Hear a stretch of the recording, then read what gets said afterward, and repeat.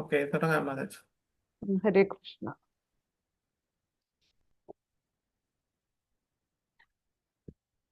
സംഖ്യാപൂർവകനാമഗാനനദ്ഭിർകാലാവസാനീകൃതോ നിദ്രാഹാരവിഹാരകാതിവിജിതോ ചാത്യന്തദീനൗ Chao രാധാകൃഷ്ണഗുണസ്മൃതിർമധുരിമാനന്ദേന സമ്മോഹിതോ വന്ദേ രൂപസനാതനോ രഘുയുഗോ ശ്രീജീവഗോപാലകോ.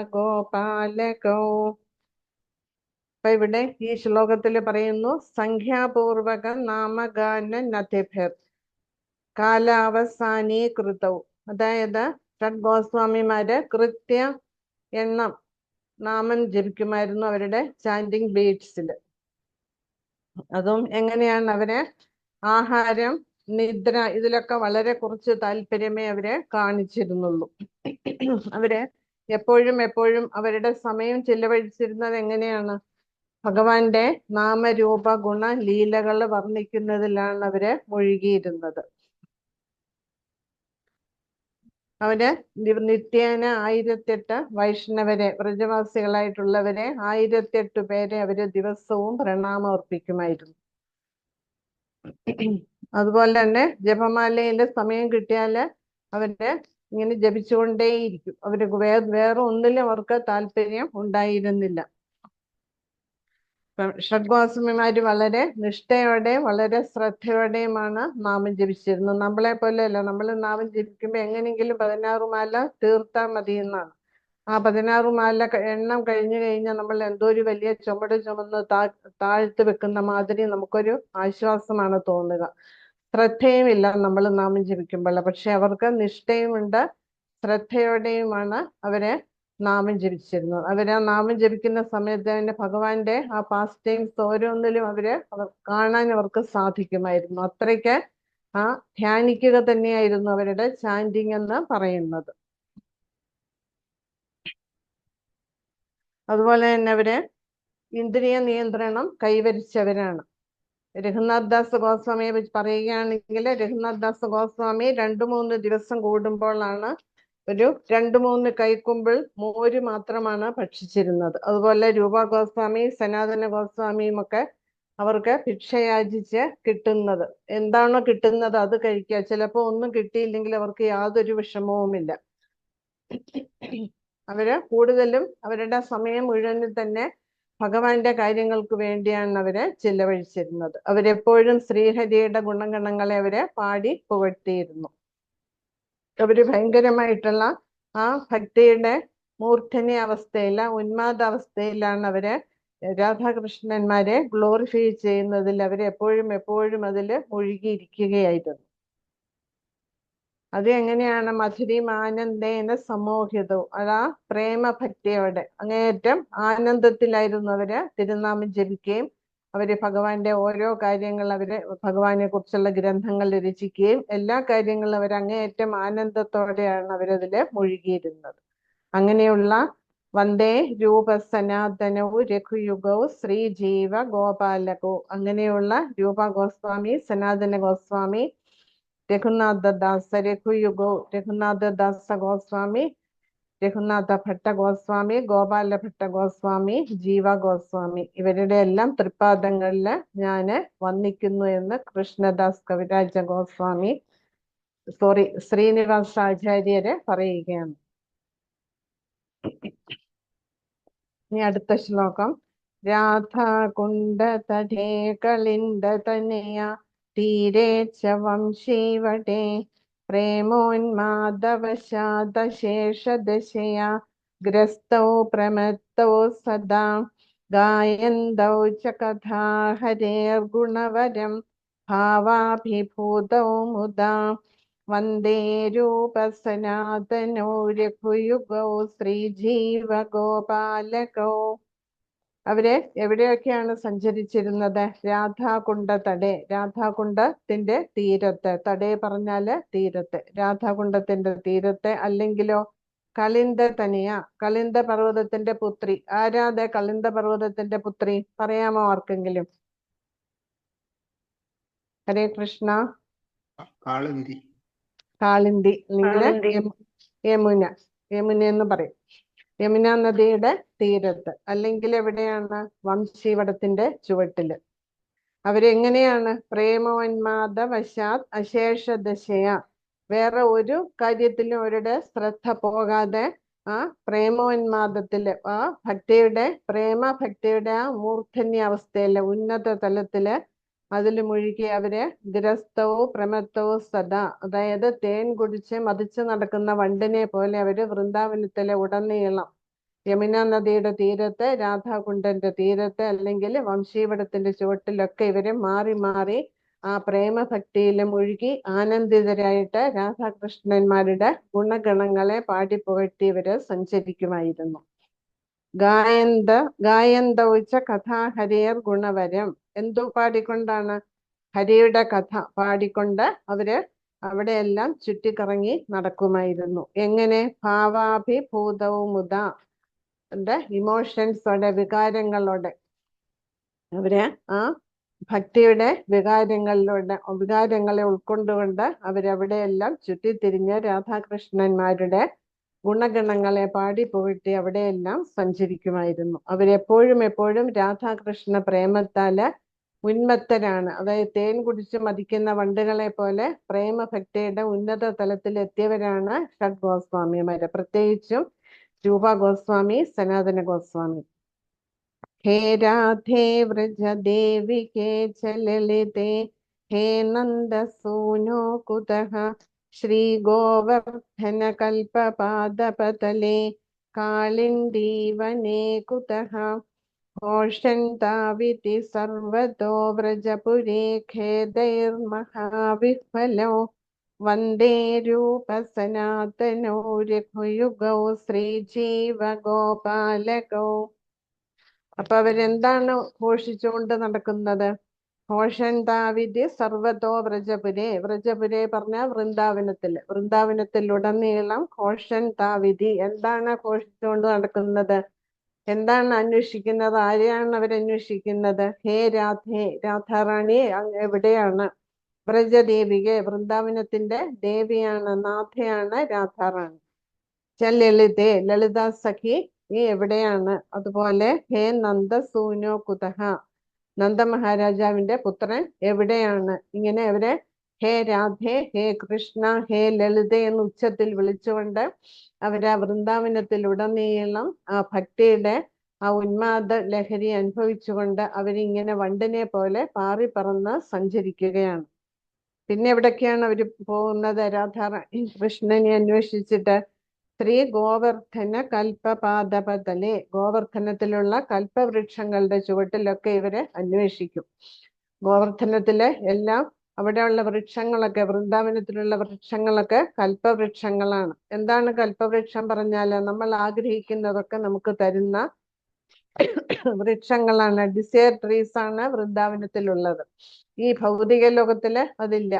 ഭൗതിക ലോകത്തിലെ desire tree, Kalpavriksham കിട്ടിയാൽ നമ്മളത് അപകടത്തിലാക്കും, ഇല്ലേ? നമ്മൾ എന്താണ് ചോദിക്കുക? ഭൗതികമായിട്ടുള്ള ആഗ്രഹങ്ങളാണ് നമ്മൾ ആ വൃക്ഷത്തിനോട് നമ്മൾ ആവശ്യപ്പെടുക. അത് നമ്മളെ അപകടത്തിൽ കൊണ്ടുവന്ന് എത്തിക്കും. പക്ഷെ ആധ്യാത്മിക ലോകത്തിലാണെങ്കിൽ കൽപ്പവൃക്ഷം ഉള്ളത്, അവരത് എങ്ങനെ ഉപയോഗിക്കണമെന്ന് അവിടെ ഉള്ളവർക്കറിയാം. അവർക്ക് ഭഗവാനെ കുറിച്ചുള്ള കാര്യങ്ങൾക്ക് മാത്രമാണ് അവര് കൽപ്പവൃക്ഷത്തെ ആശ്രയിക്കുന്നത്. ശ്രീ ഗോവർദ്ധന കൽപപാദപതലേ, പാദപം എന്ന് പറഞ്ഞാല് വൃക്ഷം, കൽപ്പവൃക്ഷത്തിന്റെ ചുവട്ടിലാണോ? അതോ കാളിന്തി വനേ കുതഃ, പറഞ്ഞാല് എവിടെയാണ്? എവിടെ? കാളിന്തി നദിയുടെ തീരത്തുള്ള കാടുകളിലാണോ? നിങ്ങള് എവിടെയാണ്? ഘോഷന്താവിധി സർവതോ വ്രജപുരി, ഇങ്ങനെ വൃന്ദാവനത്തിലുടനീളം ഹേ രാധേ, ഹേ കൃഷ്ണ, ഹേ ലളിതേ എന്നിങ്ങനെ ഉച്ചത്തിൽ വിളിച്ചുകൊണ്ട് അവരവിടെ ഇങ്ങനെ സഞ്ചരിക്കുകയാണ്. ഖേദൈർ മഹാവിഹ്വലവും, എന്നിട്ട് അവര് അങ്ങേയറ്റം ദുഃഖത്തോടെയാണ്, ഉത്കണ്ഠയോടെയാണ് അവരവിടെ എല്ലാം ചുറ്റി സഞ്ചരിക്കുന്നത്. കാരണം അവർക്ക് അവരുടെ ദൃഷ്ടിയില് രാധാകൃഷ്ണന്മാര് വരുന്നില്ല. അതിനെ കുറിച്ചുള്ള ഉത്കണ്ഠയിലാണ് അവര്. അങ്ങനെ ഉത്കണ്ഠാകുലരായിട്ട് അവര് ആ വൃന്ദാവനത്തിലുടനീളം രാധാകൃഷ്ണന്മാരെ അന്വേഷിച്ച് നടക്കുകയാണ്. അങ്ങനെയുള്ള രൂപ, സനാതന, രഘുനാഥ, ഷഡ് ഗോസ്വാമിമാരുടെ പാദങ്ങളിൽ ഞാൻ വന്ദിക്കുന്നു എന്നാണ് ഇവിടെ ശ്രീനിവാസാചാര്യര് പറയുന്നത്. അപ്പോൾ ഇവിടെ ഈ ശ്ലോകം ഏറ്റവും പ്രധാനപ്പെട്ടതാണ്. ഇവിടെ ആ ഷഡ് ഗോസ്വാമിമാരുടെ ഭാവത്തെയാണ് ഇവിടെ പറയുന്നത്. അതായത് മഹാപ്രഭുവിന്റെ അതേ ഭാവമാണ് ഇവർക്ക്. മഹാപ്രഭു ഏത് ഭാവത്തിലാണ് വന്നത്? വിപ്രലംബ ഭാവം, അതായത് വിരഹഭാവം. അതാണ് ഏറ്റവും ശ്രേഷ്ഠമായിട്ടുള്ള, ഭക്തിയിൽ ഏറ്റവും ഉന്നതമായിട്ടുള്ള ഭാവം എന്ന് പറയുന്നത് വിപ്രലംബ ഭാവം. അതായത് വിരഹ ദുഃഖം അനുഭവിക്കുമ്പോൾ നമുക്ക് അടുപ്പം കൂടും, ഇല്ലേ? നമുക്ക് ഏറ്റവും അടുപ്പമുള്ള ആരെങ്കിലും കുറച്ചു നേരം നമ്മളിൽ നിന്ന് മാറി നിന്നാല് നമ്മളുടെ ചിന്ത എപ്പോഴും ആ വ്യക്തിയെ കുറിച്ചിട്ടാവും. അതേപോലെ ഇവരെ ഭഗവാനിൽ നിന്ന് പിരിഞ്ഞ് നിൽക്കുകയാണ്. അപ്പൊ അവരുടെ ചിന്ത എപ്പോഴും എവിടെയാണ്? ഭഗവാനിലാണ്. ഈ ഭാവത്തിലാണ് ശ്രീ ചൈതന്യ മഹാപ്രഭു ഈ ഭൗതിക ലോകത്തില് അവതരിച്ചത്. അപ്പം ഈ മൂഡാണ് ശ്രീ ചൈതന്യ മഹാപ്രഭുവിൻ്റെത്. അപ്പൊ ഷഡ്ഗോസ്വാമിമാരും ഈ മൂഡിലാണ്, ഈ ഭാവത്തിലാണ്. അപ്പം ഗൗഡീയ വൈഷ്ണവരുടെ ഭാവവും ഇതാണ്, ഈ വിപ്രലംബ ഭാവം അല്ലെങ്കിൽ വിരഹഭാവത്തിലാവണം നമ്മളും. ആ ഭക്തി നമ്മൾ പരിശീലിക്കേണ്ടത് ഈ ഭാവത്തിലാവണം. പക്ഷേ നമ്മളും ഭഗവാനെ പിരിഞ്ഞിരിക്കുന്നവരാണ്, ഇല്ലേ? ഭഗവാനെ പിരിഞ്ഞ് നമ്മളുടെ ഇഷ്ടത്തിന് നമ്മൾ ഈ ഭൗതികത ആസ്വദിക്കാൻ വേണ്ടി ഭൗതിക ലോകത്തിൽ എത്തിയവരാണ്. പക്ഷെ നമ്മൾ ഒരു നിമിഷം പോലും, നമ്മൾ ഇത്രയും നേരം ഇങ്ങനെ വായിക്കുകയും പറയുകയും ചെയ്യുമ്പോൾ മാത്രം നമ്മളുടെ ഉള്ളില് ഭഗവത് സ്മരണ വരും. ഇത് കഴിഞ്ഞാലോ പിന്നെയും ഈ ഭൗതികതയിൽ മുഴുകി നമ്മൾ ജീവിക്കുകയാണ്. ഒരു നിമിഷം പോലും നമ്മൾ ഭഗവാനെ കുറിച്ച് ചിന്തിക്കുന്നില്ല. പക്ഷെ ഇവരാരും അങ്ങനെയുള്ളവരല്ല. അവര് ഫുൾ ടൈം ഭഗവാനിലാണ്, ഭഗവാന്റെ ആ വിരഹ ദുഃഖം അനുഭവിച്ച് കഴിയുന്നവരാണ് ഇവര്. അപ്പം ഈ വിരഹഭാവത്തിലുള്ള, ഈ വിപ്രലംബ ഭാവത്തിലുള്ള സേവനം, ഭക്തിയുടെ സേവനം പഠിപ്പിക്കാനായിട്ടാണ് ശ്രീ ചൈതന്യ മഹാപ്രഭു ഈ ഭൗതിക ലോകത്തില് അവതരിച്ചത്. അപ്പം നമ്മളെല്ലാവരും രൂപാനുദാസാണ്, രൂപ ഗോസ്വാമിയുടെ ഫോളോവരാണ്. കാരണം രൂപ ഗോസ്വാമിയാണ് നമുക്ക് വേണ്ടുന്ന കാര്യങ്ങളെല്ലാം ചിട്ടപ്പെടുത്തി നമുക്ക് തന്നത്. അപ്പം അങ്ങനെയുള്ള ഷഡ് ഗോസ്വാമിമാരുടെ പാദങ്ങളിലും നമ്മള് അവരുടെ ആ എന്താ പറയുക, അവരുടെ മേഴ്സി അല്ലെങ്കിൽ അവരുടെ കൃപ നമുക്കൊരു എള്ളോളമെങ്കിലും നമുക്ക് കിട്ടണമെന്ന് നമ്മൾ പ്രാർത്ഥിക്കുക. ദിവസവും നമ്മൾ അവരുടെ തൃപ്പാദങ്ങളിൽ നമ്മൾ യാചിക്കുക അവരുടെ കരുണയ്ക്കായിട്ട്. അതാണ് നമ്മൾ ഈ അഷ്ടകത്തിൽ നിന്നും നമ്മൾ പഠിക്കേണ്ടത്. അവരുടെ ഡിവോഷൻ നമുക്ക് ചിന്തിക്കാൻ പോലും പറ്റില്ല, അത്ര ഉന്നത തലത്തിലാണ്. ആ ഡിവോഷന്റെ ഒരു എള്ളോളമെങ്കിലും നമുക്ക് കൂടി തരണം എന്ന് അവരുടെ തൃപ്പാദങ്ങളിൽ നമ്മൾ ദിവസവും പ്രാർത്ഥിക്കണം, നമ്മൾ യാചിക്കണം അവരുടെ കരുണയ്ക്ക് വേണ്ടി. അങ്ങനെയാണെങ്കിൽ നമുക്ക് ഭക്തിയില് ഉന്നതി പ്രാപിക്കാന് നമുക്ക് സാധിക്കും. ഹരേ കൃഷ്ണ. നീ ഇതിൽ എന്തെങ്കിലും സംശയം ഉണ്ടെങ്കിൽ പറയൂ. ഹരേ കൃഷ്ണ.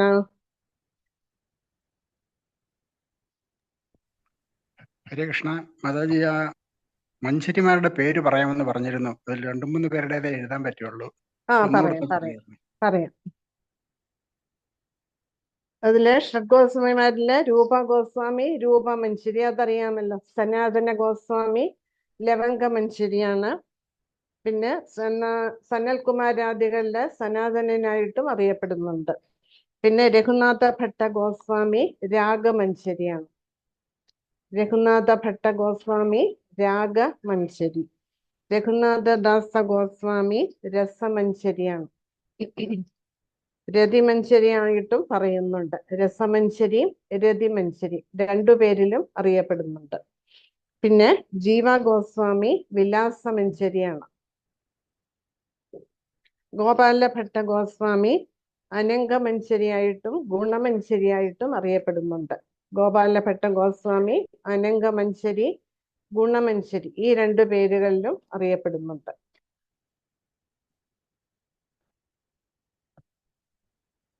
അവസാനം പറഞ്ഞ മാതാജി. ഗോപാല ഭട്ട ഗോസ്വാമി അനംഗമഞ്ചരി പിന്നെ ഗുണമഞ്ചരി ഈ 2 പേരിലും അറിയപ്പെടുന്നുണ്ട്. അനംഗമഞ്ചരി, ഗുണമഞ്ചരി. രൂപഗോസ്വാമിയോ? രൂപമഞ്ചരി രാധാറാണിയുടെ ഏറ്റവും അടുത്ത സഖിയാണ് രൂപമഞ്ചരി. നമ്മൾ ഭഗവാൻ എന്തു കൊടുത്താലും അത് രാധാറാണിയുടെ കയ്യിൽ കൊടുക്കുന്നത് രൂപമഞ്ചരിയാണ്.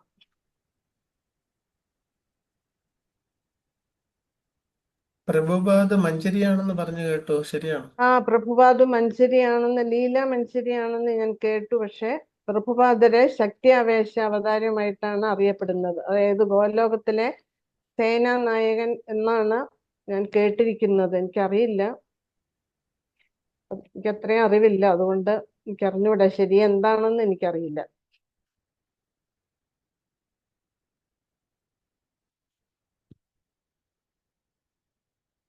സേനാപതി ഭക്തൻ വരും എന്ന് പറഞ്ഞിട്ടുണ്ട്. അപ്പം പ്രഭുപാദരെ സേനാപതി ഭക്തനായിട്ടാണ് കണക്കാക്കുന്നത്. ആണ് ഭഗവാന്റെ ശക്തി ആവേശിച്ചിട്ട് ഭഗവാൻ എന്തെങ്കിലും ഒരു കാര്യത്തിന് വേണ്ടി ഭൗതിക ലോകത്തിലേക്ക് ഭഗവാന്റെ പാർഷദരെ അയക്കും. അപ്പൊ ആ ഭഗവാന്റെ ശക്തി ആവേശിച്ചിട്ടാണ് അവർ ഈ ഭൗതിക ലോകത്തിൽ വരുന്നത്. അങ്ങനെ വന്ന ഒരാളാണ് ശ്രീല പ്രഭുപാദരൻ. ഞാനും കേട്ടു ലീല മഞ്ചരിയായിട്ട് ആണെന്ന് ഞാനും കേട്ടു, പക്ഷെ അതെനിക്ക് അറിയില്ല. സേനാപതിയായിട്ട് അയക്കുന്നത് ഭക്തി സിദ്ധാന്ത സരസ്വതി അല്ലേ? ഭക്തി സിദ്ധാന്ത സരസ്വതി ഠാക്കൂറിനെ അല്ല. ഭക്തി സിദ്ധാന്ത സരസ്വതി ഠാക്കൂർ നയനമണി മഞ്ചരിയാണ്. അല്ല, ഭക്തി ആ, സിദ്ധാന്ത സരസ്വതി മഹാരാജ് പറഞ്ഞിട്ടുണ്ട്. ശീലപ്രഭുപാദിന് ഇത് ഞങ്ങളുടെ സേനാപതിയാണ്, അതെ, ഈ അയക്കുമെന്ന് സേനാപതി അങ്ങോട്ട് പറഞ്ഞിട്ടുണ്ട്. അയക്കുന്നു, അറിയിക്കും. പറഞ്ഞിട്ടുണ്ട്. അതേ പറഞ്ഞു, എനിക്കറിയില്ല. ലീല മഞ്ചരിയാണെന്ന് ഞാനും കേട്ടു, പക്ഷെ ശരിയായിരിക്കാം, എനിക്ക് അറിഞ്ഞൂടാ, അറിയില്ല. അടുത്ത ശ്ലോകത്തിലോട്ട് പോവാം മാതാജി. അടുത്ത ശ്ലോകം കഴിഞ്ഞു. 8 ശ്ലോകമായി. 8 ശ്ലോകം കഴിഞ്ഞു. മാതാജി, ആ നമുക്ക് മന്ത്രിയുടെ പേര് ഒന്നുകൂടി പറയൂ. ഏത്? രൂപ രൂപഗോസ്വാമി, രൂപമഞ്ചരി, സനാതന ഗോസ്വാമി, ലവംഗമഞ്ചരി. ലവംഗ. പിന്നെ രഘുനാഥ ഭട്ട ഗോസ്വാമി രാഗമഞ്ചരി, രഘുനാഥ ദാസ ഗോസ്വാമി രസമഞ്ചരി, ജീവ ഗോസ്വാമി വിലാസമഞ്ചരി, പിന്നെ ഗോപാലഭട്ട ഗോസ്വാമി അനംഗമഞ്ചരി, ഗുണമഞ്ചരി. ഈ 2 പേരിൽ പലരും ഇത് രണ്ടുമാണെന്ന് പറയുന്നുണ്ട്.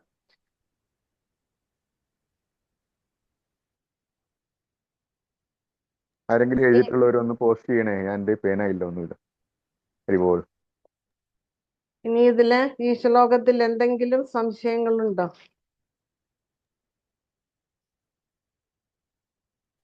തുടക്കത്തിലുള്ള ശ്ലോകങ്ങള് റെക്കോർഡിങ് ചെറിയ പ്രശ്നം വന്നിരുന്നു. അതുകൊണ്ട് ഒന്ന് ചെറുതായിട്ടൊന്ന് കണ്ടന്റ് പറഞ്ഞു പോയാൽ വലിയ ഉപകാരം, തുടക്കം മുതൽ ഇതുവരെ. മാതാജിയെ 8 ശ്ലോകം ഒന്നായിട്ടൊന്ന് ചൊല്ലുകയാണെങ്കിൽ നല്ലതായിരുന്നു, കണ്ടിന്യൂസ് ആയിട്ട്. ചൊല്ലാം. ഹരേ കൃഷ്ണ. ശ്രീല പ്രഭുപാദ് കി ജയ്. കൃഷ്ണോത്കീർത്തന ഗാന നർത്തന പരോ പ്രേമാമൃതാംഭോ നിധി ധീരാ ധീര ജനപ്രിയോ പ്രിയകരോ നിർമത്സരോ പൂജിതോ ശ്രീ ചൈതന്യ കൃപാഭരോ ഭുവി ഭുവോ ഭാരാവഹൻ താരകോ വന്ദേ രൂപ സനാതനോ രഘുയുഗോ ശ്രീജീവ ഗോപാലകോ. ഇവിടെ ഷഡ്ഗോസ്വാമിമാരുടെ ഗുണങ്ങളെ കുറിച്ചിട്ടാണ് ഈ 8 ശ്ലോകങ്ങളിലും പറയുന്നത്, അവരുടെ ക്വാളിറ്റീസ്. അവരെപ്പോഴും എന്താ ചെയ്യുന്നത്? ഭഗവാന്റെ നാമരൂപ ഗുണ ലീലകളെ കീർത്തനം ചെയ്തുകൊണ്ട് ആ ഭഗവാന്റെ ആ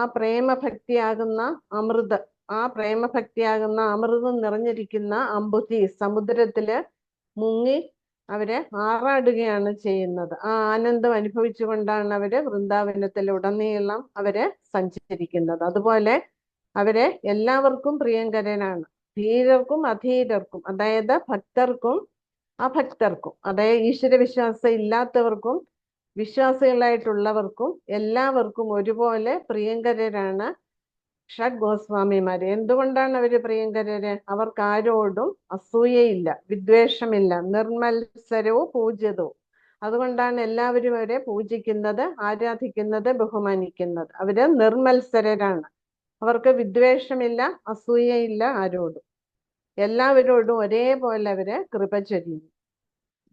അവരെന്തിനു വേണ്ടിയിട്ടാണ് ഈ ഭൗതിക ലോകത്തിൽ വന്നത്? ശ്രീ ചൈതന്യ മഹാപ്രഭുവിന്റെ കൃപ ഈ ഭൗതിക നമ്മളെ പോലുള്ള ബദ്ധാത്മാക്കൾക്ക് ആവോളം കൊടുക്കുന്നതിന് വേണ്ടിയിട്ടാണ് അവർ ഈ ഭൗതിക ലോകത്തിന് അവതരിച്ചത്. നാനാശാസ്ത്ര വിചാരണൈക നിപുണോ സദ്ധർമ്മ സംസ്ഥാപകോ ലോകാനാം ഹിതകാരിണോ ത്രിഭുവനെ മാന്യോ ശരണ്യാകരോ രാധാകൃഷ്ണ പദാരവിന്ദ ഭജനാനന്ദേന മത്താലികോ വന്ദേ രൂപസനാതനോ രഘുയുഗോ ശ്രീജീവ ഗോപാലകോ. അവരെങ്ങനെയുള്ളവരാണ്? എല്ലാ ശാസ്ത്രങ്ങളിലും അങ്ങേയറ്റം നിപുണരാണ്. അവര് എക്സ്പേർട്ടാണ്, കഴിവുള്ളവരാണ്. എല്ലാ അറിവുകളും, ശാസ്ത്രങ്ങളെ കുറിച്ചുള്ള വേദങ്ങൾ, ഇതെല്ലാം തന്നെ പാണ്ഡിത്യം ഉള്ളവരായിരുന്നു അവരെല്ലാവരും. അതുപോലെ തന്നെ അവര് സദ്ധർമ്മം സ്ഥാപിക്കുന്നതിന് വേണ്ടിയാണ് ഈ ഭൗതിക ലോകത്തിലേക്ക് വന്നത്. സദ്ധർമ്മം എന്ന് പറഞ്ഞാല് ഭാഗവത ധർമ്മം. ഭഗവാൻ എന്താണോ പറഞ്ഞത് അത് ഈ ഭൗതിക ലോകത്തില് നടപ്പിലാക്കുന്നതിന് വേണ്ടിയിട്ടാണ് അവർ ഈ ഭൗതിക ലോകത്തില് അവതരിച്ചത്. എന്തിനാണ് സദ്ധർമ്മം സ്ഥാപിക്കുന്നത്? ലോകാനാം ഹിതകാരിണോ, ഈ ലോക ജനതയ്ക്ക് വേണ്ടിയിട്ട്, നമ്മളെ പോലുള്ള ഭൗതിക ജീവികൾക്ക് വേണ്ടിയിട്ട്, നമ്മളുടെ ഇഷ്ടത്തിന്, ഇതെല്ലാം പഠിച്ച് മനസ്സിലാക്കി നമ്മൾ ഈ ഭൗതികതയിൽ നിന്ന് രക്ഷപ്പെടട്ടെ എന്നുള്ള ആഗ്രഹത്താലാണ് അവർ ഈ ഭൗതിക ലോകത്തിലേക്ക് വന്നത്. ഇവരുടെ കീർത്തി ത്രിലോകങ്ങളിലെല്ലാം ഒരു ഖ്യാതി പരന്നിരുന്നു. ഈ ത്രിലോകങ്ങളിലുള്ളവരെല്ലാം തന്നെ ഇവരെ ബഹുമാനിച്ചിരുന്നു, ഇവരിൽ ശരണാഗതി അടഞ്ഞിരുന്നു. രാധാകൃഷ്ണ പദാരവിന്ദ ഭജനാനന്ദേന മത്താലികോ, അതായത് തേൻ കുടിച്ചു മതിക്കുന്ന ബംബിൾ ബീസ്, വണ്ടുകളെ പോലെ ഇവരെ രാധാകൃഷ്ണന്മാരുടെ തൃപ്പാദങ്ങളിലെ ആ അമൃതം നുകർന്ന് ഇവരെ വൃന്ദാവനത്തിലുടനീളം പാറിപ്പറന്ന് സഞ്ചരിക്കുകയാണ്. അങ്ങനെയുള്ള ഗോസ്വാമിമാരുടെ തൃപ്പാദങ്ങളില് ഞാൻ വന്ദിക്കുന്നു എന്നാണ് ശ്രീനിവാസാചാര്യര് പറയുന്നത്. ശ്രീ ഗൗരാംഗ ഗുണാനുവർണ്ണന വിധോ ശ്രദ്ധാ സമൃദ്ധ്യാന്വിതോ പാപോത്താപ നൃകൃന്ദനോ തനുഭൃതാം ഗോവിന്ദ ഗാനാമൃതേ ആനന്ദാംബുധിവർദ്ധനൈക നിപുണോ കൈവല്യ നിസ്താരകോ വന്ദേ രൂപ സനാതനോ രഘുയുഗോ ശ്രീജീവ ഗോപാലകോ. ശ്രീ ഗൗരാംഗ ഗുണാനുവർണ്ണന വിധോ, അവരെന്താണ് ഉരുവിട്ടുകൊണ്ടിരിക്കുന്നത്? ശ്രീ ഗൗരാംഗ മഹാപ്രഭുവിന്റെ, ശ്രീ ചൈതന്യ മഹാപ്രഭുവിന്റെ ഗുണഗണങ്ങളെ അനുവർണ്ണനം പറഞ്ഞാൽ അത് ഉരുവിട്ടുകൊണ്ടേയിരിക്കുക, റിസൈറ്റ് ചെയ്യുക. ആ ഗുണഗണങ്ങളെ പാടിപ്പുകഴ്ത്തിക്കൊണ്ടാണ് ഇവര് ഈ വൃന്ദാവനത്തിലുടനീളം സഞ്ചരിച്ചത്. അതിൽ മുഴുകിയിരിക്കുകയായിരുന്നു. ശ്രദ്ധാ സമൃദ്ധ്യാന്വിതം, അതിൽ അവര് എപ്പോഴും അതിൽ മുഴുകി തന്നെയാണ് അവരവിടെ സമയം കഴിച്ചു കൂട്ടിയത്. പാപോത്താപ നികൃന്ദിനോ, പാപം ഉത്താപം, പാപങ്ങളെ, എല്ലാ തരത്തിലുള്ള പാപങ്ങളെ അവരെ ഇല്ലാതാക്കുന്നതില് അവരങ്ങേയറ്റം ശ്രദ്ധാലുക്കളായിരുന്നു. എങ്ങനെയാണ് ഈ നമ്മളെ പോലുള്ള പതിതാത്മാക്കളുടെ പാപങ്ങളെയെല്ലാം ഇല്ലാതാക്കിയത്, നശിപ്പിച്ചത്? ഗോവിന്ദ ഗാനാമൃതേ, ഗോവിന്ദന്റെ ഗാനമാകുന്ന അമൃത് കൊണ്ട് നമ്മളെ പോലുള്ള ബദ്ധാത്മാക്കളുടെ, പതിതാത്മാക്കളുടെ പാപങ്ങളെയെല്ലാം അവര് നശിപ്പിച്ചു.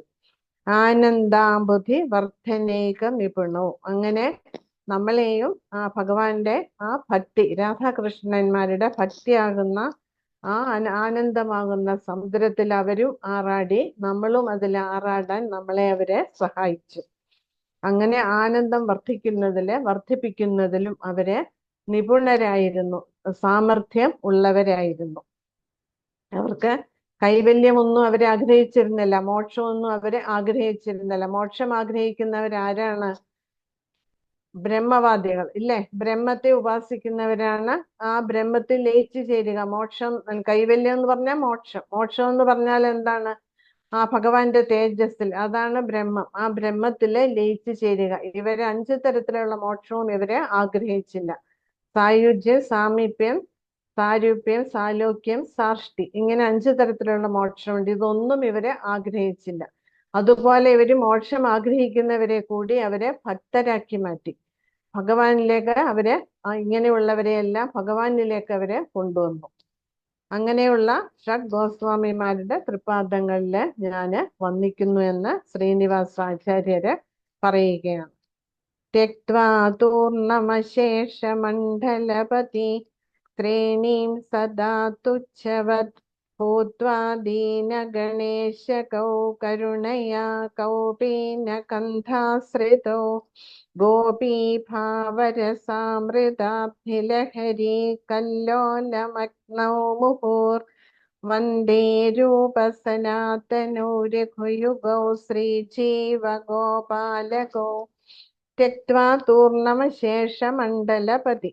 അവർക്ക് നിഷ്പ്രയാസം, നമ്മളെ പോലൊന്നും അല്ല, അവർക്ക് നിഷ്പ്രയാസം മായാവാദികളുമായിട്ടുള്ള സംഘം ഉപേക്ഷിക്കാൻ അവർക്ക് സാധിച്ചു. എന്തുകൊണ്ടാണ് ഇങ്ങനെ പറഞ്ഞത്? കാരണം അവര്, ഞാനത് പറഞ്ഞല്ലോ, കർണാടകയിലെ ഗൗഡ സാരസ്വത ബ്രാഹ്മണ കുടുംബത്തിലാണ് അവര് ജനിച്ചത്. പിന്നീട് ആ കുടുംബം രാമകേളിയിലേക്ക് അവര് താമസം മാറ്റി. പിന്നെ ജസോറിലേക്ക് മാറിയെന്നും പറയുന്നുണ്ട്. പക്ഷെ രാമകേളിയിലേക്ക് അവര് താമസം മാറ്റി. അവിടെ ചെന്ന് കഴിഞ്ഞപ്പോൾ ഇവരുടെ ആ കഴിവും ബുദ്ധിശക്തിയും ഒക്കെ കണ്ടിട്ട് നവാബ് ഹുസൈൻ ഷാ അദ്ദേഹത്തിന്റെ കീഴിലെ മന്ത്രിമാരാക്കി ഇവരെ. ഉന്നത പദവി കൊടുത്തു. അതുപോലെ തന്നെ ഒരു കണക്കുണ്ട്, അവർക്ക് സാലറി സ്വർണ്ണ നാണയമായിട്ടാണ് കൊടുത്തിരുന്നത്. ഉന്നതമായിട്ടുള്ള ശമ്പളവും കൊടുത്ത് ഇവരെ ഉന്നത ജോലിക്കാരാക്കി മാറ്റി. ഇവരെല്ലാം തന്നെ സംസ്കൃതം, അറബിക്ക്, പേർഷ്യൻ മുതലായ ഭാഷകളൊക്കെ ഇവര് പഠിച്ചിരുന്നു. അപ്പൊ ഇവര് അതിനോടൊപ്പം തന്നെ ഇവര് പേര് മാറ്റുകയും ചെയ്തു. കാരണം തങ്ങള് ഹിന്ദുവാണെന്ന് തിരിച്ചറിയാതിരിക്കാൻ സാകര മല്ലിക്ക്, അതുപോലെ കബീർദാസ് എന്നീ 2 പേരുകളെ രൂപ ഗോസ്വാമി, സനാതന ഗോസ്വാമി സ്വീകരിച്ചിട്ടാണ് ഇവര് മന്ത്രിമാരായിട്ട് നവാബ് ഹുസൈൻ ഷായുടെ കീഴിൽ ഇവര് പ്രവർത്തിച്ചിരുന്നത്. അതിനോടൊപ്പം തന്നെ ഇവര് ഈ രാമകേളിയിലുള്ളവർ, ആ ഹിന്ദുക്കളായിട്ടുള്ള എല്ലാവരെയും ഇവരെ ഭാഗവതവും ഭക്തിമാർഗവും എല്ലാം ഇവരവിടെ പ്രചരിപ്പിച്ചിരുന്നവരെ പഠിപ്പിച്ച് ഭക്തരാക്കി മാറ്റുവാനുള്ള അതിലും ഇവര് ശ്രദ്ധ ചെലുത്തിയിരുന്നു.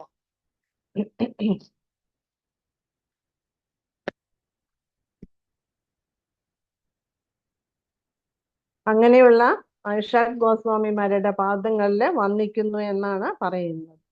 त्यक्त्वा तूर्णमशेषमण्डलपति श्रेणीं सदा तुच्छवत् भूत्वा दीनगणेशकौ करुणया कौपीनकण्ठाश्रितौ गोपीभावरसामृताब्धिलहरी कल्लोलमग्नौ मुहुर् वन्दे रूपसनातनौ रघुयुगौ श्रीजीवगोपालकौ.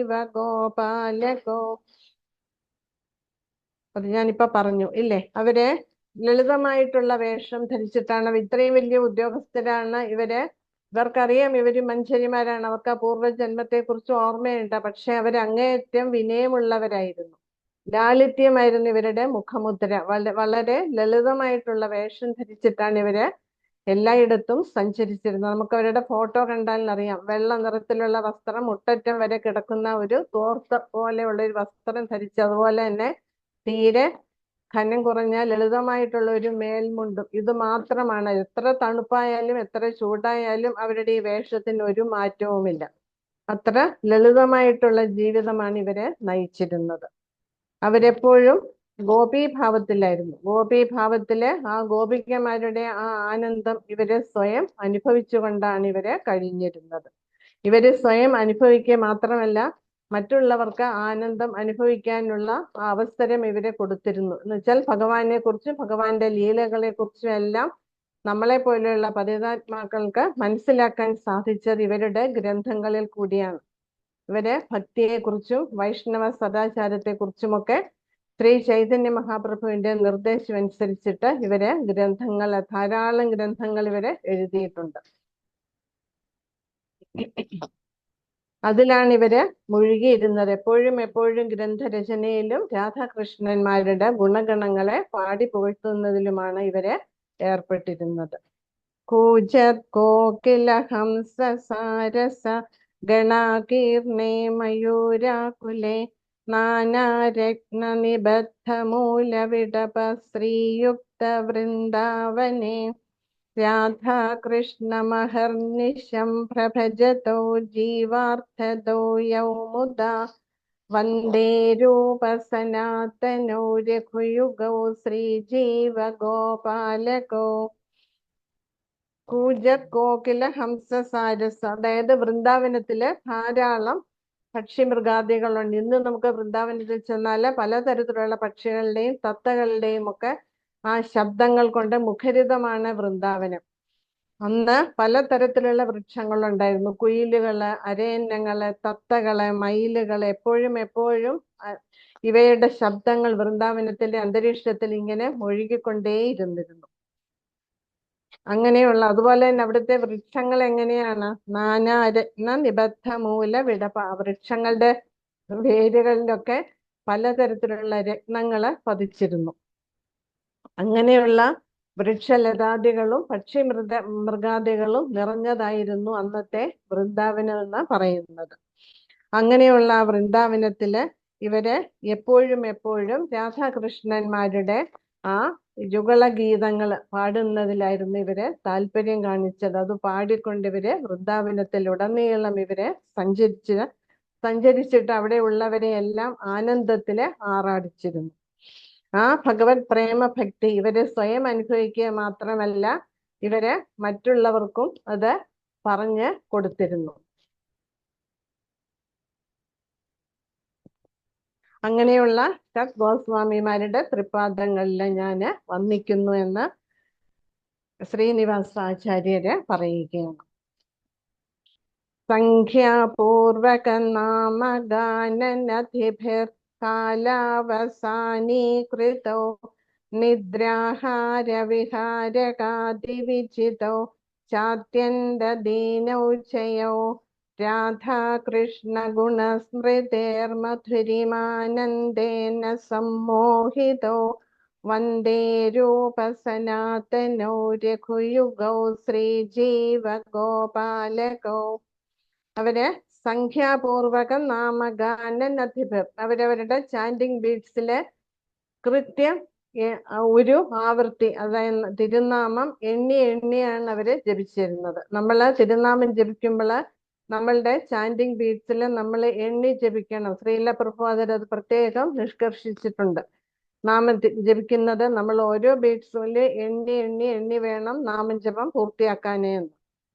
അവര് ഭക്ഷണത്തിലോ ഉറക്കത്തിനോ അല്ലെങ്കിൽ വിശ്രമത്തിലോ ഒന്നും അവരെ താല്പര്യം കാണിച്ചിരുന്നില്ല. അവര് ഭക്ഷണം ഭിക്ഷയാചി കിട്ടിയാൽ കിട്ടി, ഇല്ലെങ്കിൽ ഇല്ല. അതിനെക്കുറിച്ച് ധാരാളം കഥകളുണ്ട് അത് കുറിച്ചിട്ട്.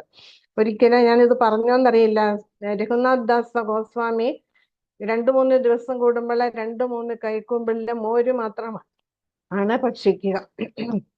അദ്ദേഹത്തിന് ഒരു ദിവസം വയറുവേദന വന്നിട്ട് കലശലായ വയറുവേദന. അപ്പൊ എല്ലാവർക്കും അത്ഭുതമായി. കാരണം ഇദ്ദേഹം പ്രസാദമേ ഭക്ഷിക്കില്ല, വെറും മോരാണ് പ്രസാദമായിട്ട് ഭക്ഷിക്കുക. അങ്ങനെയുള്ള ഒരാൾക്ക് എങ്ങനെ വയറുവേദന വരും? അപ്പം വൈദ്യനെ കൊണ്ടുവന്ന് വൈദ്യര് പരിശോധിച്ചിട്ട് പറഞ്ഞു, ഇത് ദഹനക്കേട് കൊണ്ട് എന്തോ മധുര പദാർത്ഥം അമിതമായിട്ട് കഴിച്ചിട്ട് ദഹനക്കേടുണ്ടായി, അതാണ് ഈ വയറുവേദനയ്ക്ക് കാരണമെന്ന്. അപ്പൊ ഇവര് പറഞ്ഞു ഒരിക്കലും അത് സംഭവ്യമേ അല്ല. കാരണം അദ്ദേഹം മോര് മാത്രം, അതും എപ്പോഴും കഴിക്കില്ല, 2-3 ദിവസം കൂടുമ്പോഴാണ് മോര് കഴിക്കുന്നത്. അങ്ങനെയുള്ള ഒരു വ്യക്തിക്ക് ഇത് ഇങ്ങനെ സംഭവിക്കുക അത് അസംഭവ്യമാണ്, വെറുതെയാണ്. ഇല്ല, വൈദ്യർ ഉറപ്പിച്ചു പറഞ്ഞു ദഹനക്കേട് കൊണ്ടുവന്ന വയറുവേദനയാണ്. അപ്പം അദ്ദേഹത്തോട് തന്നെ ചോദിച്ചു, ഇത് ശരിയാണോ ഈ പറയുന്നത്? അപ്പൊ അദ്ദേഹം പറഞ്ഞു ശരിയാണ്. അപ്പൊ അതെങ്ങനെയാണ്? അപ്പൊ ഇവര് അത്ഭുതപ്പെട്ടു. അപ്പൊ പറഞ്ഞു, അതെ, ഞാന് ധ്യാനത്തിലിരിക്കുമ്പോൾ ഞാന് രാധാകൃഷ്ണന്മാർക്ക് മാനസപൂജ ചെയ്ത് പാൽപായസം ഉണ്ടാക്കി അവർക്ക് കൊടുത്തു. അപ്പോൾ അവരെല്ലാം ആസ്വദിച്ചത് കഴിച്ചു. വീണ്ടും അത് ആസ്വദിച്ച് രാധാകൃഷ്ണന്മാരത് കഴിക്കുന്നു. അതുപോലെ അവിടെയുള്ള എല്ലാ ഗോപികമാരും അഷ്ടസഖ്യകളും എല്ലാവരും ഇത് വീണ്ടും എടുത്ത് കുടിക്കുകയാണ്. ഇത് കണ്ടപ്പോ എനിക്കും ഒരു ആഗ്രഹം, ഞാനും അത് അല്പം എടുത്ത് കുടിച്ചു. അപ്പൊ നല്ല രുചി. അപ്പൊ ഞാനത് വീണ്ടും ഇത് ധ്യാനത്തിലാണ് കുടിക്കുന്നതെന്ന് ഓർമ്മിക്കണം. ഇരുന്ന് വീണ്ടും ഞാൻ അത് ആസ്വദിച്ച് ആ പാൽപായസം കുടിച്ചു. അതാണ് എനിക്ക് വയറുവേദനയ്ക്ക് കാരണം. അപ്പൊ ഈ തലത്തിലുള്ളവരാണ് നമ്മളുടെ ആചാര്യന്മാര്, ഷഡ് ഗോസ്വാമിമാര്. അപ്പൊ നോക്കൂ, അപ്പൊ അവരുടെ ആ ഡിവോഷന്റെ ഒരു അല്പമെങ്കിലും നമുക്ക് കിട്ടിയാൽ അത് ധാരാളം മതി. അവരെ ആ കരുണയോടുള്ള ദൃഷ്ടി നമ്മളുടെ മേല് പതിഞ്ഞാലും നമുക്ക് തീർച്ചയായിട്ടും ആ രാധാകൃഷ്ണന്മാരുടെ ആ പ്രേമഭക്തിയിലേക്ക് കടക്കാന് നമുക്ക് സാധിക്കും. അപ്പൊ അതിനായിട്ടാണ് നമ്മൾ ദിവസവും ഇത് ചൊല്ലി പ്രാർത്ഥിക്കുക. അവരുടെ ഡിവോഷന്റെ ഒരു അല്പമെങ്കിലും അല്ലെങ്കിൽ അവരുടെ ആ കൃപാകടാക്ഷം നമ്മളിലും ചൊരിയണം. അതിനായിട്ട് നമ്മൾ യാചിക്കണം അവരുടെ തൃപ്പാദങ്ങളിൽ. രാധാകുണ്ഠതടേ കളിന്ദതനയ തീരെ ച വംശീവടേ പ്രേമോന്മാദവശാദശേഷദശയ ഗ്രസ്തൗ പ്രമത്തൗ സദാ ഗായന്തൗ ച കഥാ ഹരേർഗുണവരം ഭാവാഭിഭൂതൗ മുദാ വന്ദേ രൂപസനാതനൗ രഘുയുഗൗ ശ്രീജീവഗോപാലകൗ. അവരെവിടെയൊക്കെയാണ്? രാധാകുണ്ഠത്തിന്റെ തീരത്ത്, കളിന്ദ പർവ്വതത്തിന്റെ പുത്രിയായ കാളിന്തി അല്ലെങ്കിൽ യമുനാ നദിയുടെ തീരത്തുള്ള വനങ്ങളില്, അല്ലെങ്കിൽ വംശീവടത്തിന്റെ ചുവട്ടിൽ ഇങ്ങനെ പ്രേമോന്മാദത്തില്, ആ പ്രേമഭക്തിയുടെ ഉന്മാദ അവസ്ഥയിൽ, ആ ഉന്മാദ ലഹരിയിൽ അവരിങ്ങനെ ചുറ്റി സഞ്ചരിക്കുകയാണ്. എങ്ങനെ സഞ്ചരിക്കുന്നു? രാധാകൃഷ്ണന്മാരുടെ നാമരൂപ ഗുണലീലകളെ സ്മരിച്ചുകൊണ്ട്, അത് പാടി പുകഴ്ത്തിക്കൊണ്ട്, അവരാ വ്രജവാസികളെയൊക്കെ ആനന്ദത്തിൽ ആറാടിച്ചുകൊണ്ട്, അവിടെയുള്ള വൃക്ഷലതാദികളെയും പക്ഷി മൃഗാദികളെയും ഒക്കെ ആനന്ദത്തിൽ ആറാടിച്ചുകൊണ്ട് അവരിങ്ങനെ സഞ്ചരിക്കുകയാണ്. ഹേ രാധേ വ്രജദേവികേ ച ലളിതേ ഹേ നന്ദസൂനോ കുതഃ ശ്രീഗോവർദ്ധന കൽപപാദപതലേ കാളിന്ദീവനേ കുതഃ ഘോഷന്താവിതി സർവതോ വ്രജപുരേ ഖേദൈർമഹാവിഹ്വലോ വന്ദേ രൂപസനാതനൗ രഘുയുഗൗ ശ്രീജീവഗോപാലകൗ. അവരെങ്ങനെയാണ്, എന്താണ് ഉച്ചത്തിൽ ഘോഷിക്കുന്നത്? ഹേ രാധേ, എവിടെയാണ് നീ? ഹേ വ്രജദേവികെ, വ്രജത്തിന്റെ വൃന്ദാവനത്തിന്റെ നാഥേ, നീ എവിടെയാണ്? ഹേ ലളിതാസഖി, നീ എവിടെയാണ്? ഹേ നന്ദസൂനു, നന്ദ രാജാവിന്റെ പുത്ര കൃഷ്ണ, നിങ്ങള് എവിടെയാണ്? ഞങ്ങൾ എത്ര നേരമായി നിങ്ങളെയൊക്കെ അന്വേഷിച്ച് നടക്കുന്നു. നിങ്ങൾ എവിടെയാണ്? ഗോവർദ്ധന പർവ്വതത്തിന്റെ താഴ്വാരത്തിലുള്ള ആ വൃക്ഷങ്ങളുടെ എങ്ങനെയുള്ള വൃക്ഷങ്ങളാണ്? ഡിസയർ ട്രീസ് ആണ്, കൽപ്പവൃക്ഷങ്ങളാണ്. ആഗ്രഹിക്കുന്നത് എന്തും തരുന്ന വൃക്ഷങ്ങളാണ് വൃന്ദാവനത്തിലുള്ളത്. അങ്ങനെയുള്ള കൽപ്പവൃക്ഷത്തിന്റെ ചുവട്ടിലാണോ നിങ്ങൾ? അതോ യമുനാ നദിയുടെ തീരത്തുള്ള കാടുകളിലാണോ? നിങ്ങള് എവിടെയാണ് എന്ന് ഉച്ചത്തില് ഘോഷിച്ചുകൊണ്ട് വിളിച്ചുകൊണ്ട് അവര് വൃന്ദാവനത്തിലെ ഉടനീളം അവര് സഞ്ചരിക്കുകയാണ്. എങ്ങനെ? ഉത്കണ്ഠയോടെ എപ്പം അവരെ കാണാൻ സാധിക്കും, ഇപ്പൊ കണ്ടുമുട്ടും എന്നുള്ള ചിന്തയോടെ വികാര അധീനരായിട്ട് ഇവര് അങ്ങനെ വൃന്ദാവനത്തില് സഞ്ചരിച്ചു കൊണ്ടേയിരുന്നു. അങ്ങനെയുള്ള രാധാകൃഷ്ണന്മാർ ഷഡ്ഗോസ്വാമിമാരുടെ തൃപ്പാദങ്ങളിൽ അവരുടെ ആ കരുണയ്ക്ക് വേണ്ടി, ആ കരുണയിലെ ഒരു എള്ളോളം നമുക്ക് കിട്ടിയാൽ മതി, നമ്മളെ രക്ഷപ്പെടും. അതിനുവേണ്ടി നമ്മൾ അവരോട് യാചിക്കുക, അവരുടെ തൃപ്പാദങ്ങളിൽ മുറുകെ പിടിച്ചുകൊണ്ട് നമ്മൾ അപേക്ഷിക്കുക, അവിടുത്തെ കരുണ ഞങ്ങൾക്കും തരണം, അല്ലെങ്കിൽ ആ അവരുടെ ആ കരുണയാകുന്ന ദൃഷ്ടി ഞങ്ങളുടെ മേലും പതിയണം, അതിനെ അനുഗ്രഹിക്കണം എന്ന് നമ്മൾ അപേക്ഷിക്കുകയാണ് ചെയ്യേണ്ടത്. ഹരേ കൃഷ്ണ. ഇത് മനസ്സിലായി കാണുമെന്ന് വിചാരിക്കുന്നു. ഹരേ കൃഷ്ണ. ഹരേ കൃഷ്ണ.